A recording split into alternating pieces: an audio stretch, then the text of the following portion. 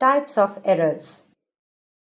Error is a term used to describe any issue that arises unexpectedly in a computer. As a result, the computer could not function properly. Computers can encounter two types of errors, either software errors or hardware errors. Hardware error. A hardware error is a malfunction of a hardware component such as CPU, RAM, etc. in a computer system. Software error. Software errors result due to some fault in a computer program.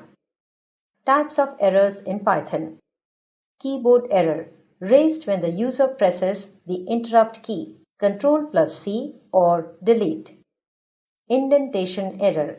Raised when there is an incorrect indentation in a program. Import error. Raised when the imported file is not found. Syntax error. Raised by the parser when syntax is not used properly. Name error. Raised when a variable is not found.